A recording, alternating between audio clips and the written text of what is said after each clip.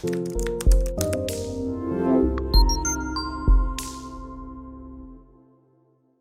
everybody, it's Kim Reidy with Point 3 Real Estate. I hope you're doing well. I am here today to talk to you about the 5 things that most people don't know about when they move to Seattle. I've been the Director of Relocation for Seattle Rental Group and Point 3 Real Estate for the last 13 years. So I've helped thousands and thousands of people relocate to Seattle. Many do their research, look online, read blogs, go through social media to try to get as much information as possible. But it's always funny to me once I get them in the car and I start showing them properties, the things that they're actually the most shocked to learn about. I would say number 1 would be umbrellas/rain. People in Seattle generally don't use umbrellas. Although we have the reputation for the last 40 years of being such a rainy city, the climate has changed quite a bit. Seattle's not even in the top 50 in the country for rain consumption. Certainly we do get rain. We do get it often, but it's light, it's sprinkly, and it happens for a very short amount of time. Because of that, most Seattleites don't even bother with an umbrella. So the joke around town is if you see somebody with an umbrella, they must be a tourist visiting Seattle. Another thing that people are also shocked to hear about here in Seattle is our entertainment. It's actually really pretty cheap. Granted, when you go and buy a big concert ticket for a big band that's touring, things of that nature, Hamilton coming to the theater, those prices can be a little spendy.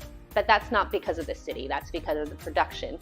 What's interesting about Seattle is the museum, the theaters, being a member of these establishments are not much money at all.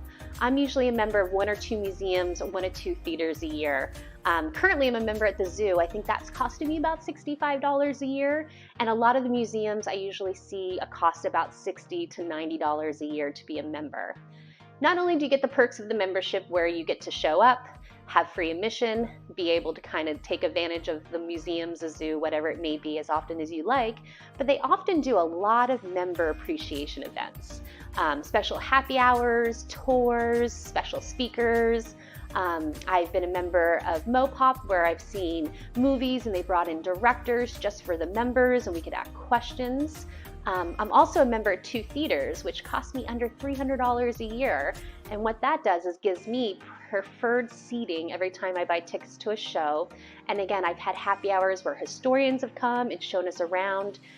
So it's pretty cool. You not only get to donate back to the arts, but you get a little special perks and you get to kind of have some ownership in your favorite museums and theaters and help the city keep thriving. So that's another thing that people are pretty surprised to hear about in a big city like ours.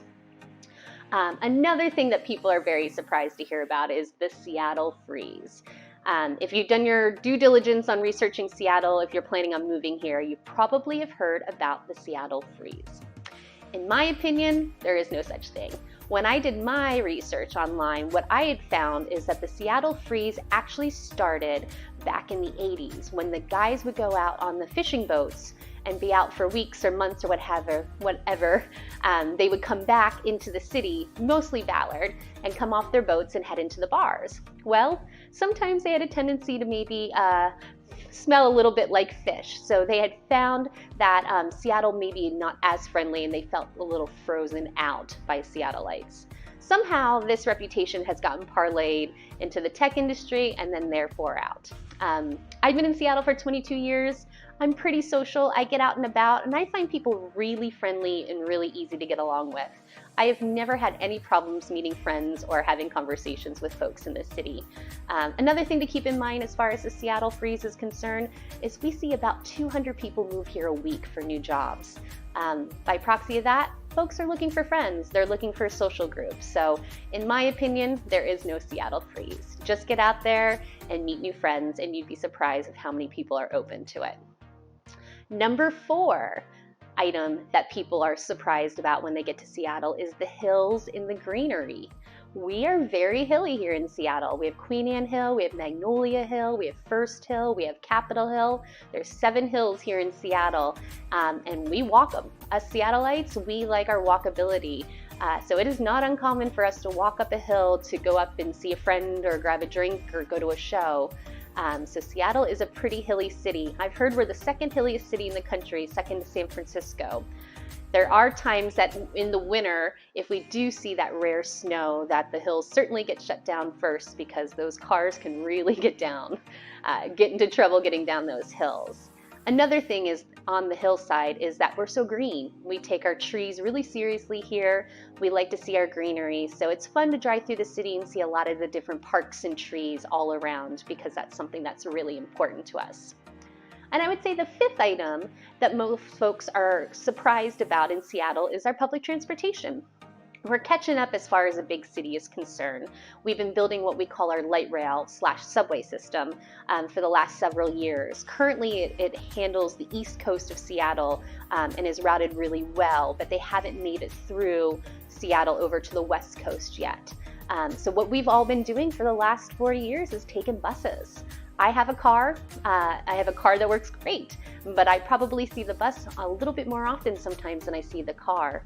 If I'm going to go downtown for a show or meet some friends out for dinner, if I'm not walking, I'm usually taking the bus. The bus is really easy to get around. You can get a card just to kind of swipe on to get on the bus. There's great apps, one specifically called One Bus Away that will GPS the buses real time so you can sit cozy in a restaurant and check the GPS timing of your next bus and walk out, grab the bus and head on home. So I know some places in the country buses can be a little creepy, a little scary or intimidating, but here in Seattle, taking the bus is no big deal. It's easy, it's convenient, it's also electric, so it runs through electric lines throughout the city, which keeps things a little bit more green as well. So I'm Kim with Seattle Rental Group in Point 3 Real Estate, Director of Relocation, and those are the 5 things that I most commonly hear from my clients that they're surprised to hear about in Seattle. Have a great day.